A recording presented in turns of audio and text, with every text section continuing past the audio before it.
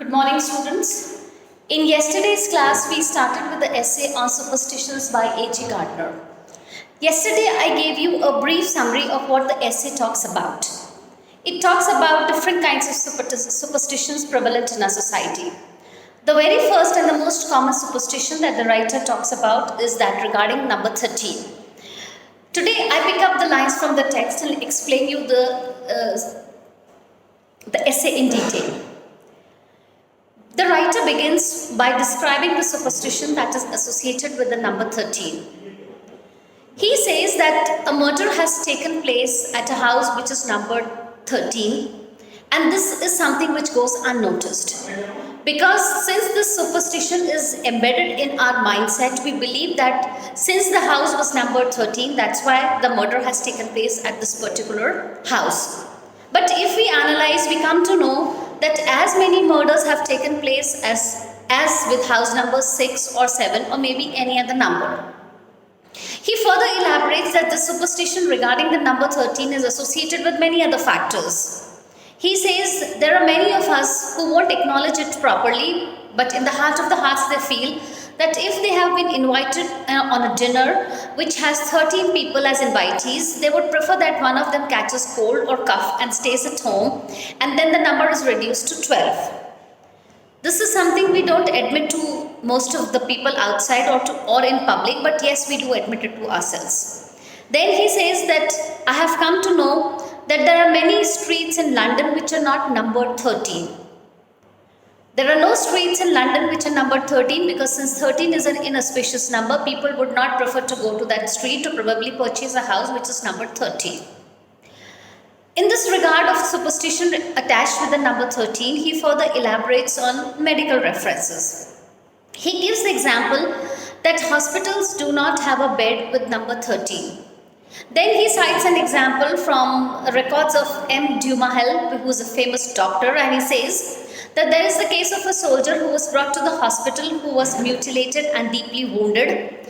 But this soldier somehow survived because of his positive will, and he died of a pimple on his nose. So writer admits, Gardner says that probably if this is the condition of human mind, probably the soldier might have realized that he's lying on bed number 13, that therefore instead of recovery, he basically eventually embraced death. So this can be the impact of the superstition that is related to number 13. Then he further goes on to say that though we consider 13 to be an inauspicious number, but he says there are many buses in London which are numbered 13, and most of these buses are those buses which I frequently take for my work. And he says that I haven't had any kind of bad experiences regarding this work. They didn't have a flat tire, nor were there any kind of trouble regarding it. So when we say that we are believing in the superstition that is associated with number 13, we are basically wrong, because nothing of this exists. Whatever the superstition of number 13 is, it is a big phantom that exists in our mindset. Further in the essay, he elaborates a different number of superstitions that we believe in, and he elaborates of that of a ladder. He says that most of us believe the fact that it is better to walk around the ladder rather than moving under it. And this, he says, is not related to some kind of a superstition, but this is basically related to some kind of, rational thinking, in which we can say that probably a person who's climbed the ladder might anytime drop something. Suppose if he's on the ladder and he's trying to paint the walls of a house, he might drop that can of paint with him. Or probably the person may be having epileptical fits and he may, just collapse because of that. And if you're passing under the ladder, probably that person might drop something on you, or probably that person might drop himself on you. So that's rational thinking when you say that instead of walking under the ladder, it is better to walk across the ladder. Then he talks about the superstition which I discussed in yesterday's class also, that it is inauspicious and it is considered as a bad omen to look at the new moon. And by chance, if you're looking at the new moon, the writer says that, if the hand automatically moves into the pocket and it keeps on rotating the loose money that is there in the pocket. Because it is believed that if you're looking at the new moon from your left shoulder, and you should keep your hands in your pocket and you should turn over the loose money, because that keeps away the bad omen on watching the new moon. So there are so many other things, there are so many number of superstitions that we come across. We may believe in them, we may not believe in them, but yes, I think each and every human being is a little superstitious, whether it comes to numbers, whether it comes to things or places, whatever it is. The last paragraph that the writer puts in is, he says that superstitions are basically the shadowy reminiscences of antiquity. He further goes on to say the superstition was disinherited, but science revealed the laws of the universe and put man in his place. Basically, what he means by this line is that we were superstitious many years ago, and the reason for our being superstitious was that because we were not aware of the functions of nature. Nature was unexplored, and man was considered only to be a plaything of nature. Whatever sinister forces, whatever natural happenings were there, they were beyond our control, and we just believed them, and hence we became superstitious because of that. He cites few examples from the text, and he says that coming to history, he gives the example that he says when Pompey was afraid of Romans would elect Cato as praetor, he shouted to the assembly that he heard thunder and got the whole election postponed. So way back, he cites example from history when he says that Pompey just thought that probably Cato might be elected. He announced to the assembly that he heard thunder, and it is believed that the Romans would not conduct any business after they had heard thunder. So that the meeting was postponed, and hence the election was postponed, and Cato couldn't be elected to that particular post. The second example that he cites from history is the example of Alexander. He says Alexander surrounded himself with fortune tellers and soothsayers. Then even a man like Caesar, who was so modern and enlightened, a man like Cicero, left his fate to augurs and omens. So these are the 3 or 4 prominent names that he cites from history, and he says that these were very famous emperors and kings and rulers who believed on what the soothsayers, who believed in the omens, and they conducted their life according to it. He cites the example of Cicero in detail, and he says that Cicero lost his life by trusting to the wisdom of crows. And what was the superstition? He says that when he was running away from Antony and Caesar Augustus, he came to the sea. Cicero came to the sea, and he would have escaped through that sea route.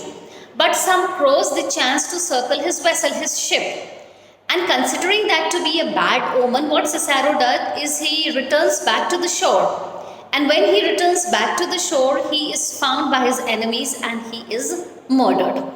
So the small story regarding Cicero just indicates that Cicero basically relied on this omen, and he considered it to be a bad omen when he said that the crows were encircling his vessel. So that was something inauspicious, and he couldn't just make an effort to run away. And since he did not make an effort to run away, and he believed in that particular omen or that inauspicious thing, that something bad is going to happen to me, he came back to the shore, and because of coming back to the shore, he was murdered. So Cicero basically lost his life for trusting a bad omen. So he says that history is replete with examples where people have relied upon different number of superstitions, and relying on those superstitions have cost the person their life.